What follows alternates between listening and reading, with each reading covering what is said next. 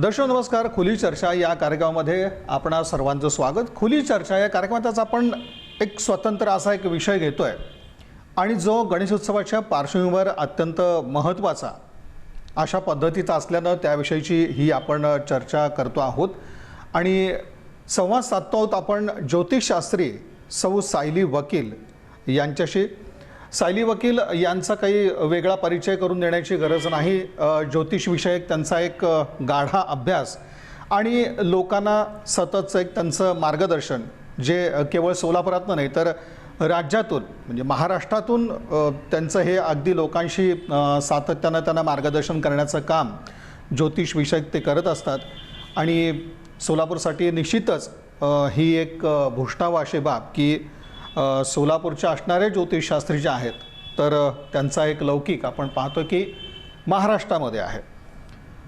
गणेशोत्सव सुरू झालेला आहे आणि गणेशाची आराधना करण्यात आपले भक्तगण तल्लीन झालेले आहेत आणि जेव्हा गणरायाचं स्वरूप आमच्या डोळ्यासमोर येतं तेव्हा आम्ही विघ्नहर्ता गणराय असं आपण या गणरायाला म्हणतो.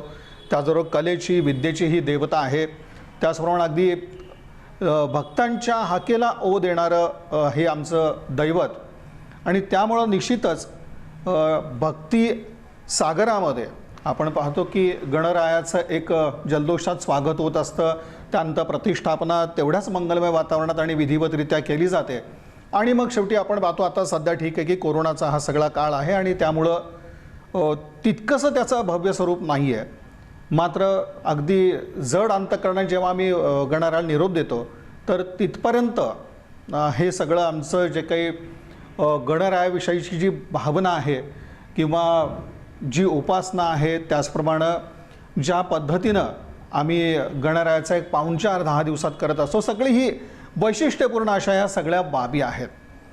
पण याचबरोबर असं आहे की जेव्हा आम्ही गणरायाची प्रतिष्ठापना करत असतो एक आराधना करत असतो उपासना करत असतो तेव्हा काही गोष्टी ज्या आहेत तर त्या आम्हाला चर्चा करण्यासारख्या त्यातल्या वाटल्या महत्त्वाच्या की जे आमच्या दर्शकांच्या मनातले काही प्रश्न आहेत किंवा सर्वसामान्य आमचा भक्तगण जो आहे तर त्याच्या मनात काही प्रश्न असतात तर त्या संदर्भात आणि काही नवीन माहिती या संवादाद्वारे आपण करतो आहोत.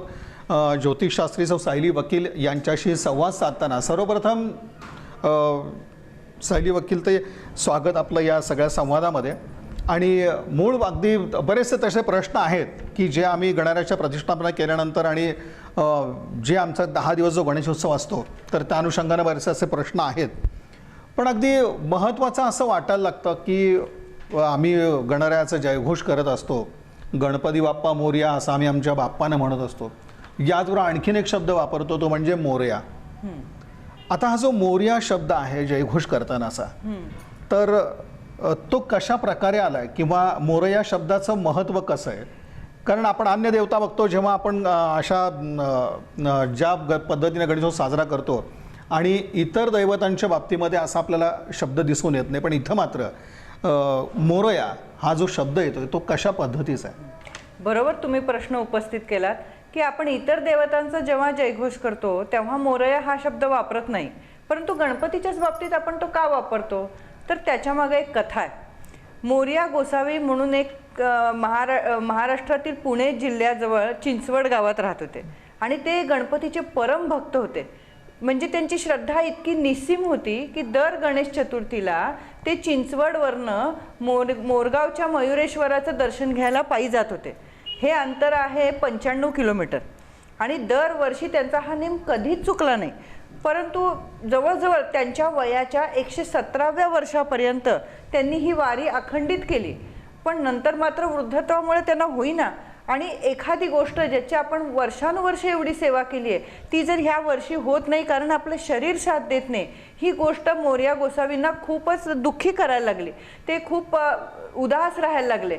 तेव्हा एकदा स्वप्नात त्यांना गणेशाने दर्शन दिलं आणि सांगितलं की मी तुला उद्या दर्शन देणार आहे. जेव्हा तू आंघोळीला कुंडावर जाशील तेव्हा मी तुला दर्शन देणार आहे.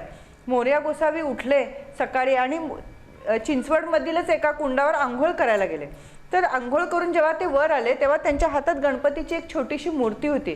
मोरया गोसावींना खूप आनंद झाला की गणपतीने आपली भक्ती जाणली आणि त्यांनी त्या मूर्तीची प्रतिष्ठापना स्वतःच्या घराजवळ केली आणि ते नित्य नेमाने त्याची सेवा करू लागले. काही दिवसांनी काही वर्षांनी मोरया गोसावींचं निधन झालं आणि त्यांची समाधी सुद्धा या गणपतीच्या मूर्ती शेजारीच ठेवण्यात आली आणि तिथले लोक हे मोरया गोसावींचं गणपती मंदिर असं ओळखू लागले आणि तिथून हा शब्द आला की गणपती बाप्पा मोरया. ही त्याची कथा आहे की या मोरया गोसावींच्या त्या भक्तीला गणपतीने कशी साथ दिली आणि म्हणून हा मोरया शब्द आपण गणपती बाप्पांच्या नावाशेजारी जोडतो. अतिशय महत्त्वाचं आहे की बऱ्याच वेळा असा एक प्रश्न पडत असतो की हा नेमका आम्ही मोरया शब्द म्हणत असतो आणि मोरयाचं सातत्यानं गजर या सगळ्या गणेशोत्सवाच्या दरम्यान होत असतो, तेव्हा शेवटी मोरया शब्द हा नेमका काय आहे आणि तो कशा पद्धतीनं आला याविषयी ज्योतिषशास्त्री सौ सायली वकील यांनी एक आता महत्त्वाची त्या पाठीमागची सगळी ही कथा जी आहे तर ती आपल्यासमोर मांडली. खरं म्हणजे जेव्हा आम्ही गणरायाची प्रतिष्ठापना करतो त्यानंतर आमची पूजा सुरू होते, 10 दिवस आरती असते, घराघरातून या आरतीचे स्वर जे असतात ते उमटत असतात. पण हे सगळं होत असताना बऱ्याच वेळा काही जे प्रश्न समोर येतात किंवा जी गोष्ट जाणून घ्यायची असते ती मनात सातत्यानं आपल्याकडं येत राहते आणि बऱ्याच वेळा असं होतं की जेव्हा आम्ही दुर्वा गणरायाला वाहत असतो तेव्हा असं एक प्रश्न पडतो, तो 21 दुर्वाच कशासाठी? तर त्या पाठीमागचं एक शास्त्र काय? कारण आपण म्हणतो की शेवटी 21 दुर्वांनाच जास्त ते महत्त्व आपण देतो. तर नेमक्या ह्या 21 दुर्वाच आपण गणरायाला का वाहतो? कसं आहे की गणपती बाप्पांना आपल्या मोदक, जास्वंदीचं फूल आणि दुर्वा खूप प्रिय आहेत. तर याच्या मागचं कारण काय की अनलासूर नावाचा एक राक्षस होता आणि त्याने सर्व देवदेवतांना त्राहिमाम करून सोडलं होतं, खूपच त्रास देत होता आणि या राक्षसाचं उच्चाटन करण्यासाठी देवतांनी गणपती बाप्पांचं आवाहन केलं. त्यावेळी गणपती बाप्पांनी या राक्षसाला गिळलं आणि या राक्षसाला गिळल्यानंतर त्यांच्या सगळ्या अंगाची लाही व्हायला लागली आणि ती कशानेही शमेना. तेव्हा ऋषीमुनींनी काय केलं की 21 दुर्वांची एक जुडी बांधली आणि ती गणपतीच्या कपाळाला लावली आणि त्यानं दुर्वाचा रस पाजला. त्यानंतर त्या गणपती बाप्पांच्या अंगाची आग शांत झाली आणि म्हणून गणपती बाप्पांना दुर्वा अतिशय प्रिय आहेत. परंतु 21च का? म्हणजे संख्या 21 का हे समोर येतं. संख्या 21 का? ऋषीमुनींनी सुद्धा जे गणपतीच्या कपाळाला लावल्या त्या 21 दुर्वांची जोडी का वाहिली? तर त्याच्या मागे एक कारण आहे की आपण जे षड्रिपूंमुळे आपल्या आयुष्यात दुःख येतात. षड्रिपू म्हणजे काय हो? माया, मद, हे जे 6 षड्रिपू आहेत, या षड्रिपूंमुळे आपल्या संसारात दुःख येतं आणि या संसारातल्या कुठल्या गोष्टींमार्फत ते येतं तर आपली 5 ज्ञानेंद्रिय, 5 कर्मेंद्रिय, 5 तन्मात्रा, 5 महाभूत आणि 5 प्राण यामुळं.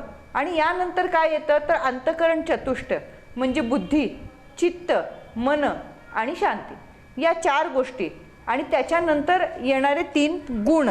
कुठले? रजगुण, तमगुण आणि सत्वगुण. ह्या 3 रसांनंतर येतात ते 2 द्वैत. द्वैत म्हणजे काय तर माया, परब्रह्म, या 2 गोष्टी आणि सगळ्यात शेवटी एक अद्वैत येतं ते म्हणजे गणपती बाप्पा.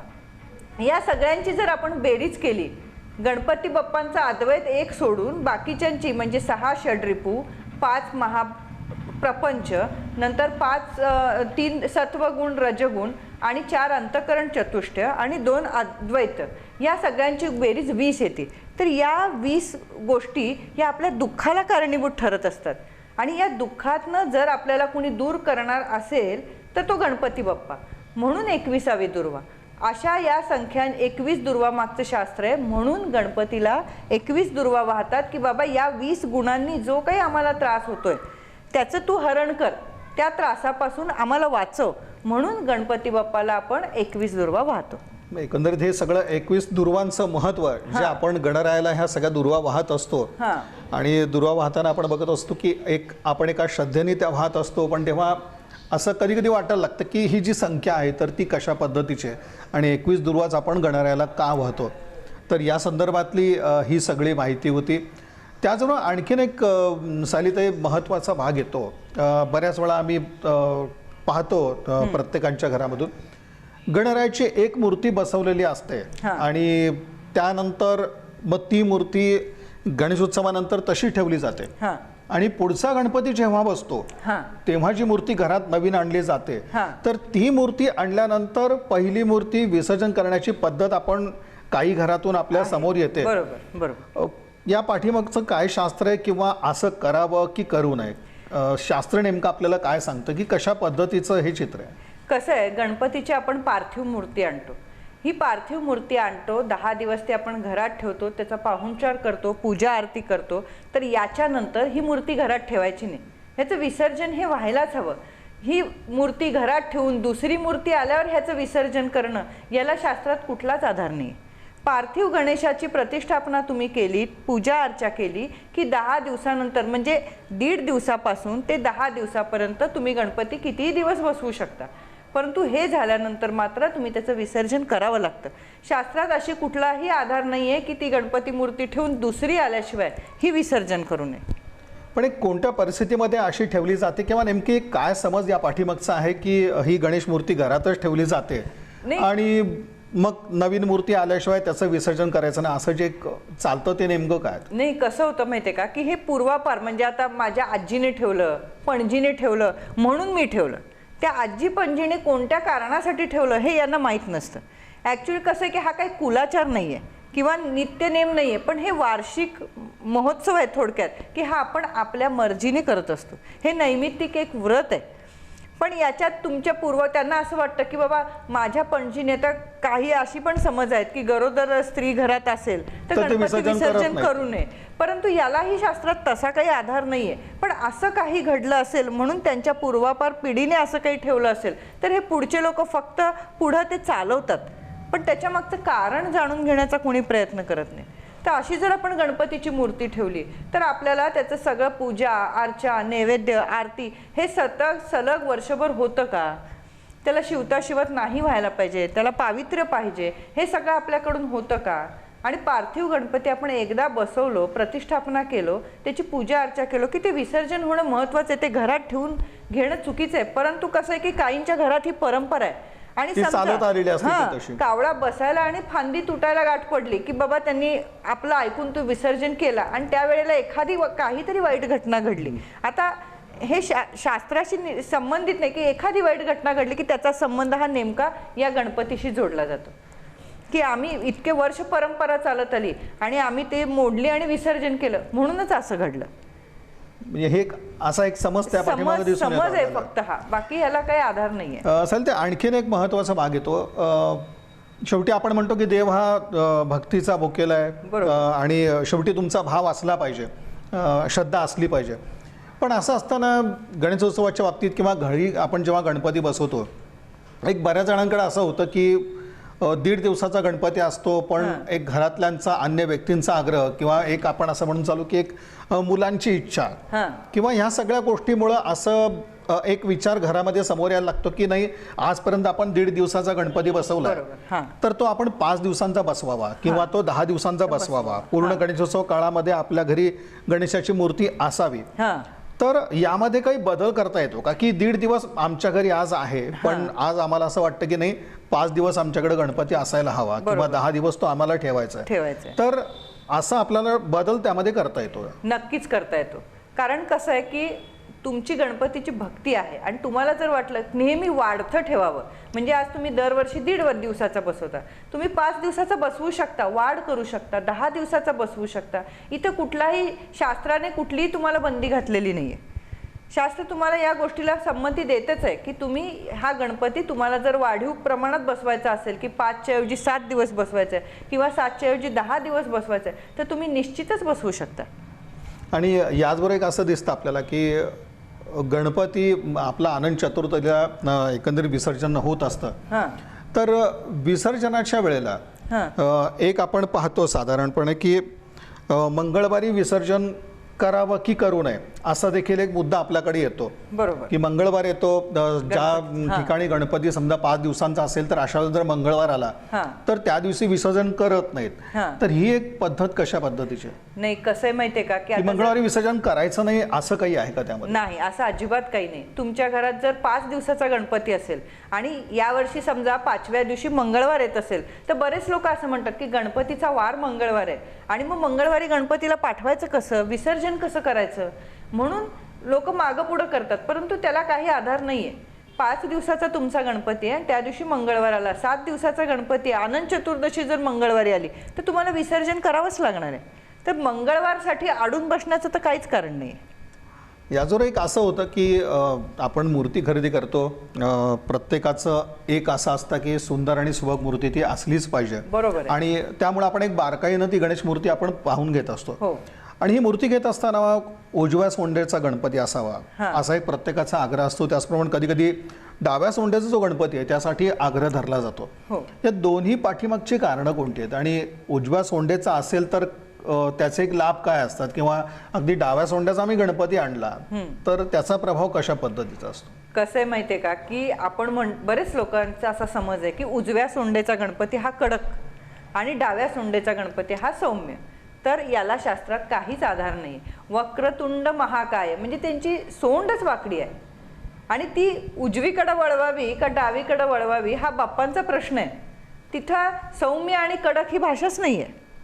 सौम्य आणि कडक ही भाषाच नाही. सोंड उजवीकडे असे ना का किंवा डावीकडे असे ना, सोंड मुळातच वाकडी आहे. ती कुठल्याही दिशेला गेली तरी पण ती आपल्याला वंदनीयच आहे. तर हा डोक्यातला गैरसमज काढून टाका की उजव्या सोंडेचा गणपती खूप कडक आहे, त्याचं सोळं वेगळं पाळावं लागतं, आणि डाव्या सोंडेचा गणपती खूपच सौम्य आहे, आपल्या घरात लहान मुलं आहेत मग आपण डाव्या सोंडेचा आणू, आपल्याला ते कडक सोळं होणार नाही. हे काही याला शास्त्रात काही आधारच नाही. गणपती वक्रतुंड आहे आणि त्याची सोंड उजवीकडे किंवा डावीकडे ही वळणारच आहे. तर तुम्ही त्याचा एवढा भाव करण्याचं काहीच कारण कुठलं तसं शास्त्र नाही, काही शास्त्र पण नाही. तो समज मात्र आहे तसा समज पद्धतीचा. आहे आणि कसं ह्या वर्षानुवर्ष डोक्यात रुजलेला समज आहे हा. आपल्याला असा झटकन काढून टाकता येणार नाही. काही घटना त्या निमित्ताने घडली तर लोक त्याचा संबंध थेट या गोष्टीशी लावतात. आणि शिवाय ज्या परंपरा घरनं चालत आल्या त्या आहेतच. हा, त्यांना ते मोडायची भीती वाटते की परंपरेने आलंय हे आपण मोडलो तर काहीतरी वाईट घडेल. ही त्यांची भावना असते, ही त्यांची श्रद्धा असते. त्याला दुखवण्याचं काहीच कारण नाही. गणराया हे तर सर्वांचं लाडकं असं दैवत, आबालवृद्धांचं लाडकं असं दैवत. आणि गणेशोत्सवाचे 10 दिवस किंवा ज्यांच्याकडं जी पद्धत आहे की जिथं 1.5 दिवस आहे, 5 दिवस आहे किंवा 10 दिवस आहे, तर त्या पद्धतीनं प्रत्येकजण आपल्या आराधनेमध्ये तल्लीन असतो. आणि या बाप्पांचं स्वागत तितक्याच अगदी जल्लोषात होत असतं. आणि पाहुणचार जो आहे तो देखील एका ज्याला म्हणू की एक मोठ्या भक्तिमय आणि मंगलमय अशा वातावरणात होत असतं. पण हे सगळं होत असताना आमच्याकडं या गणपती प्रतिष्ठापनेपासून ते विसर्जनापर्यंत काही गैरसमज आहेत. तर ते कशा पद्धतीचे? तर या संदर्भात आपण ज्योतिषशास्त्री सौ सायली वकील यांच्याशी चर्चा करतो आहोत. आणि जे आपल्या मनातले प्रश्न आहेत साधारणपणे तर त्याचा एक उहापोह या ठिकाणी आपण करतो आहोत.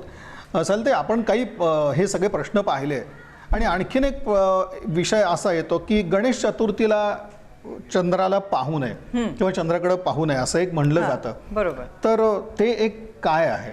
म्हणजे गणेश चतुर्थीला चंद्राकडे पाहू नये या पाठीमागचं एक कारण काय असू शकतं, किंवा पाहिलं तर काय बिघडतं? नाही, कारण नक्कीच आहे. ह्याच्या मागे एक खूप छान कथा आहे.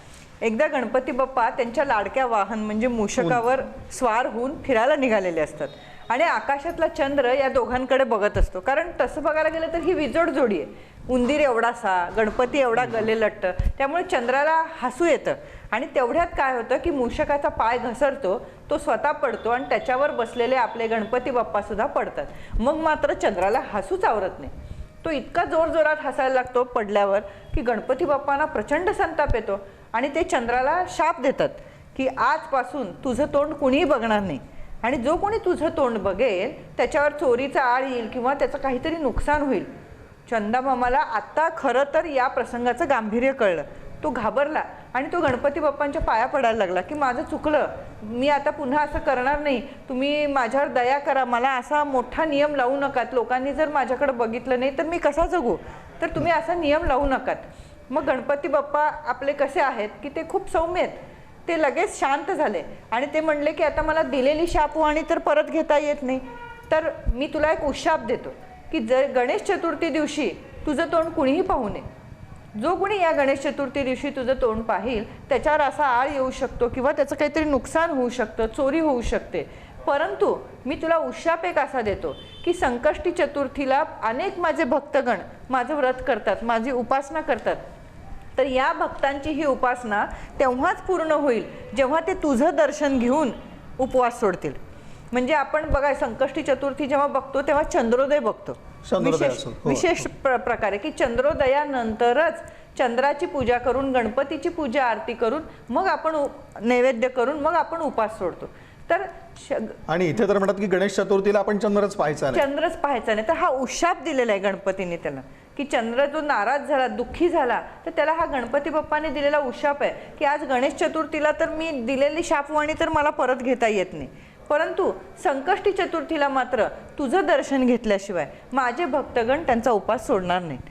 मग चंद्र जरा शांत झाला. ही गोष्ट खरी आहे आणि त्यामुळं गणेश चतुर्थी दिवशी संध्याकाळी कुणीही चंद्राकडे बघत नाहीत. हे एक त्या पाठीमागचं ते तसं कारण आहे. गोष्ट आहे. हा सलिताई, आणखीन एक भाग महत्वाचा आहे तो म्हणजे आपण नवरात्र प्रत्येकाच्या घरी असतं, जे कुलाचार जो चालत आला तर तो आपण परंपरेप्रमाणे पुढे चालवत असतो. बरोबर. नवरात्र उत्सव असतील किंवा अन्य उत्सव असतील तर तो कुलाचार एक वेगळ्या स्वरूपाचा आपण मानतो. हा बरोबर. आणि गणेशोत्सव जेव्हाही गणरायाची आपण प्रतिष्ठापना घरी करतो तर ती प्रतिष्ठापना आणि कुलाचार हा या दोनोतला काय नेमका फरक आहे? म्हणजे कुलाचारामध्ये आपल्याला काय पाळावं लागतं किंवा गणेशोत्सवामध्ये कोणते नियम आपल्यासाठी सगळे असतात की ज्याचं पालन करणं आज तितकं महत्वाचं? आता कसं आहे, कुलाचार आणि आमचं गणेशची प्रतिष्ठापना या दोनोतला जो फरक आहे किंवा त्यातलं जे नियम आहेत तर ते कशा पद्धती? आता कसं आहे की कुलाचार म्हणजे काय की तुमच्या कुलदेवतेची उपासना, तुमच्या कुलदेवाची उपासना. गणपती आपलं कुलदैवत किंवा कुलदेव नाहीये, तर ही नैमित्तिक व्रत आहे, मी मगाशीच म्हटलं तुम्हाला, आणि हे आपण खूप श्रद्धेने करतो म्हणून आपल्या देवघरात त्याचं स्थान पहिलं आहे. आणि गणपती हा विघ्नहर्ता आहे म्हणून प्रत्येक पूजेच्या आधी गणपतीचं पूजन केलं जातं की ते कार्य व्यवस्थित सफल होऊ देत, पार पडू दे म्हणून. तर गणपतीची उपासना करताना समजा काही घरात कुलाचार हे आपल्याला टाळता येत नाहीत.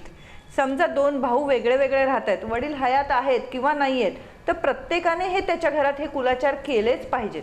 किंवा जो मोठा भाऊ हा कुलाचार करतोय त्याच्या घरी इतरांनी तिथं यायला पाहिजे, हातभार लावायला पाहिजे आणि सगळ्यांनी एकत्र येऊन ती उपासना करायला पाहिजे.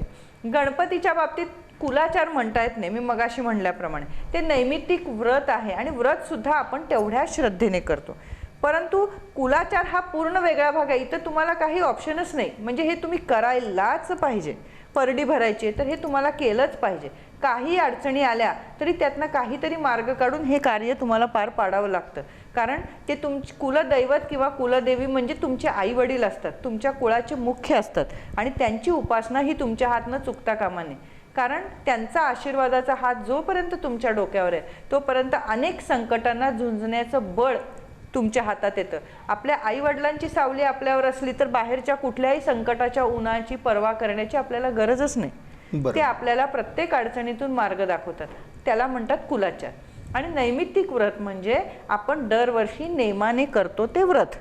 आणि अशा वेळेला असं होतं की आपल्या हातून काही चुकलंय का किंवा शेवटी एक गैरसमजातून असं वाटायला लागतं की एखादी चूक आपल्याकडनं झाली मग त्याचे काही परिणाम होतील का. तर हे अशा प्रकारची जी भीती असते तर ती तितकी बाळगण्याची आवश्यकता नाही की शेवटी आपण म्हणतो की देव हा भक्तीचा आणि श्रद्धेचा भुकेला आहे. बरोबर बरोबर. आणि गणपती मुळातच मी तुम्हाला आता म्हणलं की वक्रतुंड आहे, म्हणजे तो जर सरळ चालणारी व्यक्ती असेल तर तो त्याच्या सगळ्या अडचणी दूर करतो.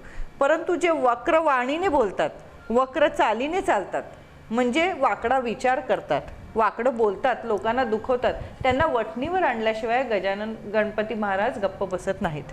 असेल ते बोलण्यामध्ये एक विषय राहिला म्हणजे जेव्हा आपण एक सोंडेचा विचार करत होतो की डाव्या सोंडेचा गणपती किंवा उजव्या सोंडेचा गणपती, खरं तर आता म्हणजे ह्या सगळ्या गणेशोत्सवाला सुरुवात झाली आहे, पण मूर्ती साधारणपणे आपण प्रत्येक जेव्हा घेतो तर ती कशा पद्धतीची घ्यावी, कारण त्या बाबतीत देखील एक माहिती असणं फार गरजेचं आहे. कारण वेगवेगळ्या पद्धतीच्या गणेश मूर्ती आपल्या समोर येत असतात आणि अगदी जसजसे प्रसंग आपल्या समोर येतात, समाजामध्ये काही घडत असतात, तशा देखील मूर्ती आपल्या गणेश मूर्तीच्या येत असतात.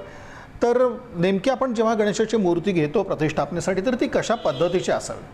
आता इथं गणपती लोकमान्य टिळकांनी हे व्रत सुरू केलं भारतात की सगळ्यांनी त्यामुळे एकत्र यावं, एकी यावी सगळ्यांच्यात, म्हणून महाराष्ट्रात हे गणेशोत्सव टिळकांनी सुरू केला.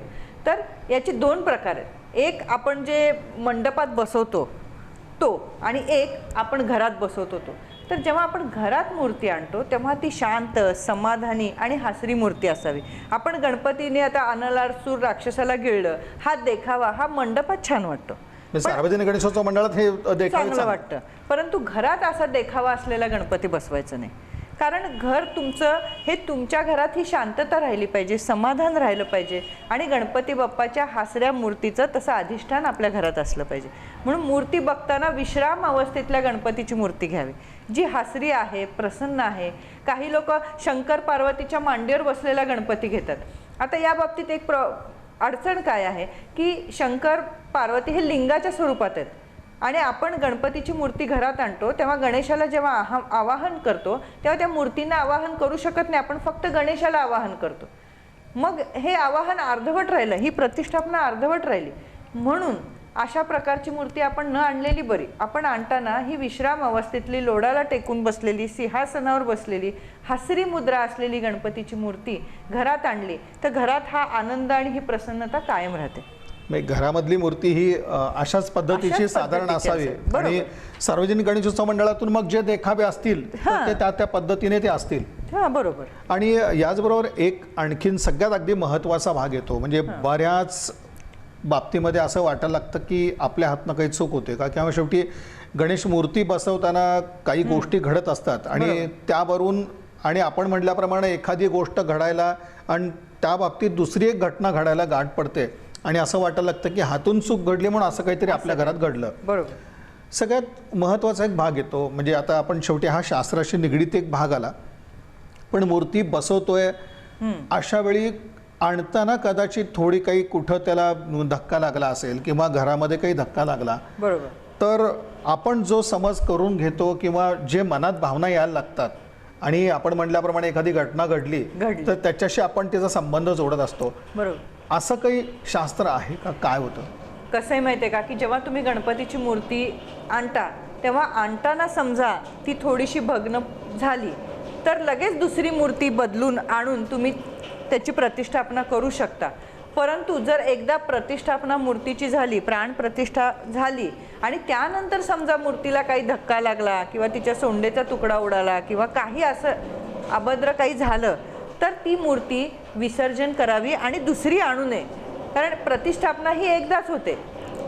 प्रतिष्ठापना एकदाच होते. समजा 2 दिवस गणपतीचे झाले आणि गणपती बाप्पाला असा काही अडचण अशी आली तर ती विसर्जन करावी आणि त्या वर्षी लगेच दुसरी मूर्ती आणू नये, मग दुसऱ्या वर्षीच पुन्हा बसवावी.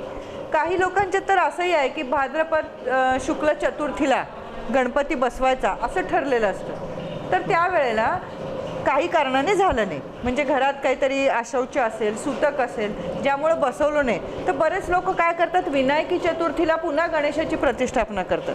हे चुकीचं आहे. शुक्ल चतुर्थीला, भाद्रपद शुक्ल चतुर्थीलाच प्रतिष्ठापना व्हायला पाहिजे. जर या काळात काही अडचणींमुळे झालं नाही तर त्यावेळी त्या वर्षी आपण गणेश मूर्तीची प्रतिष्ठापना करायची नाही, मग ती पुन्हा दुसऱ्याच वर्षी भाद्रपद शुक्ल चतुर्थीलाच करावी. स्वागत. ज्योतिषशास्त्री सौ सायली वकील यांच्याशी आपण संवाद साधतो आहोत.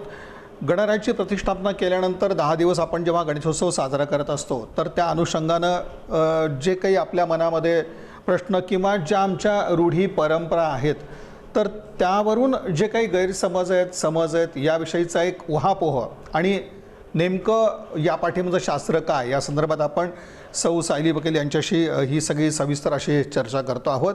अनेक प्रश्नांचा उहापोह आपण ब्रेकवर जाण्यापूर्वी केलेला होता आणि आता आपण एक महत्त्वाचा असा विषय घेतोय की नेमकं जे म्हणतो आपण समज गैरसमज तर ते कशा पद्धतीचे असतात.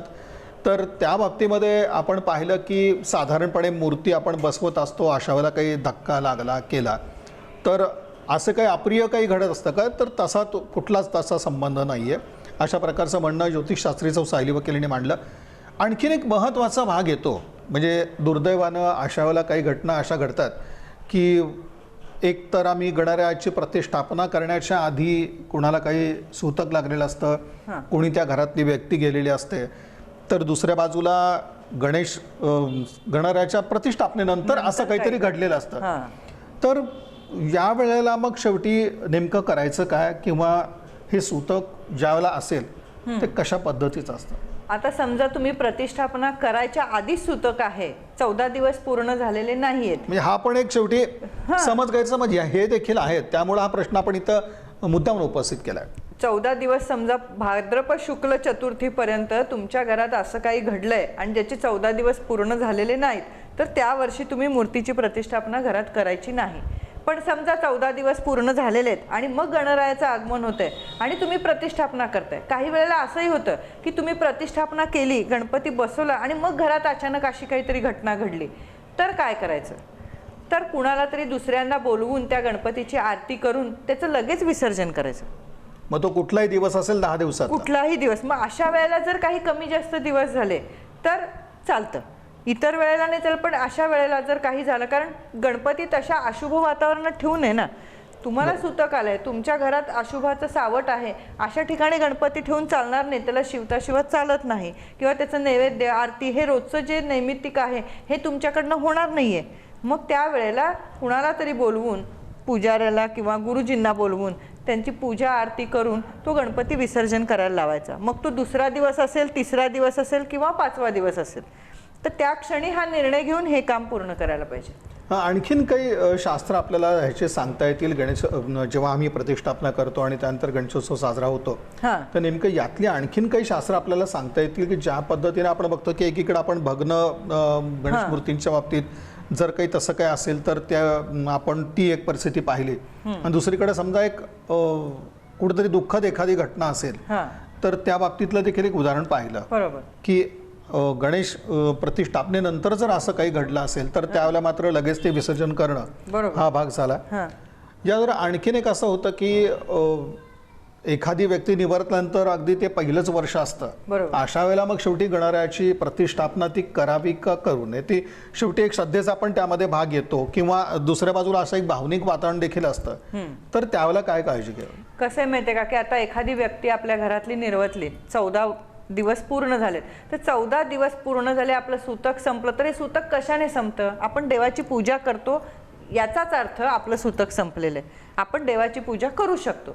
तर त्या वर्षीही आपण गणरायाचं आगमन आपल्या घरात करून घेऊ शकतो, करायलाच पाहिजे.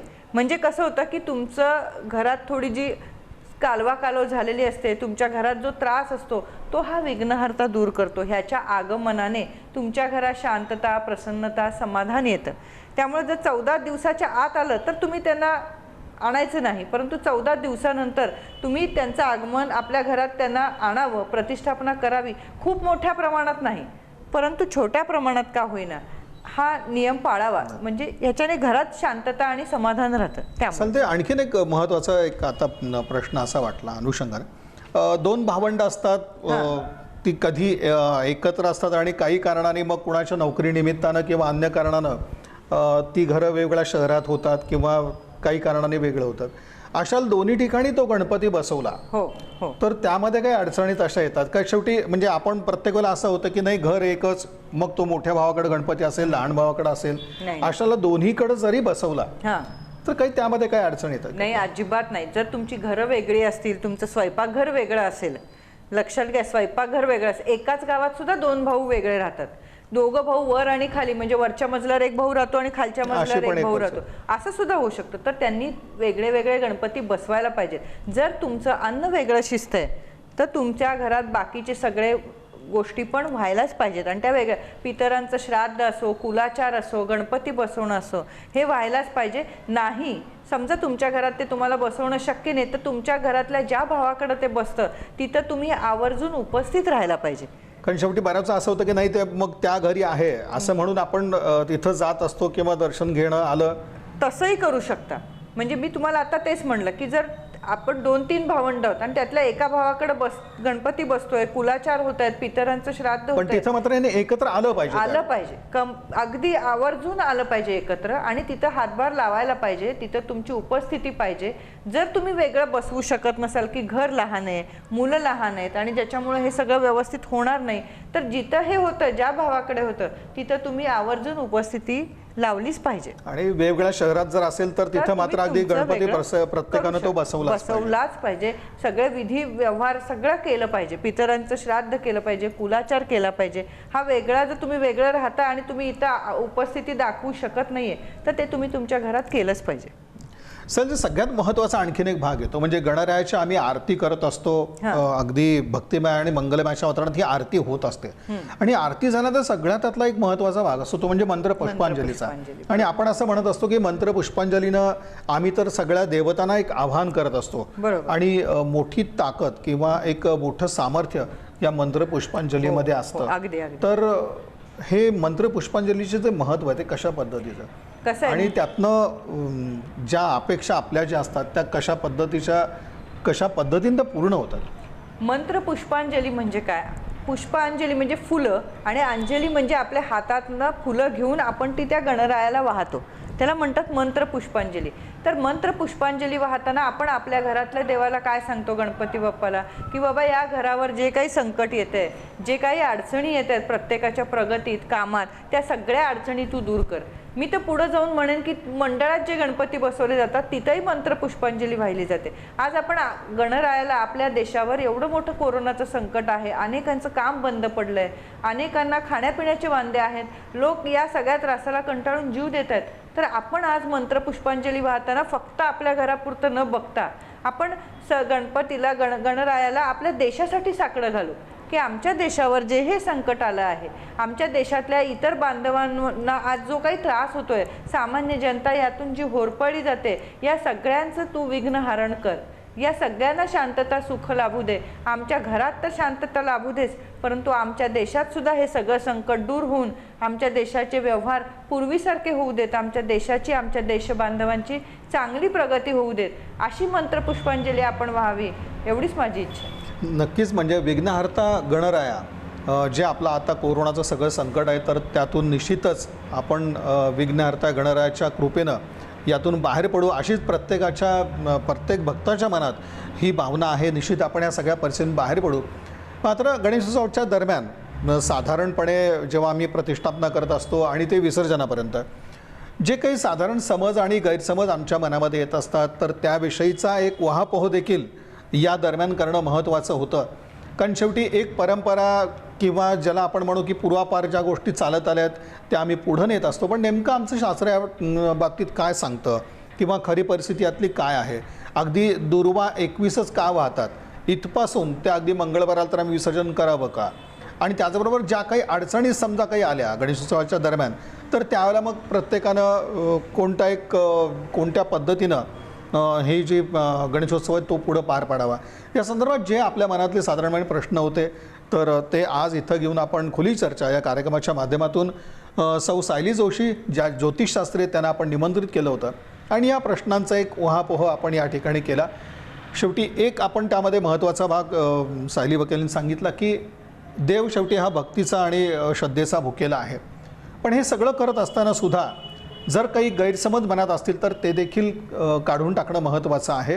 तर त्याच अनुषंगानं एक सविस्तर असं विवेचन त्यांनी आपलं या कार्यक्रमाच्या द्वारे केलं. विनंतीला मान देऊन त्या इथं आल्या आणि सविस्तर असं त्यांनी विवेचन केलं.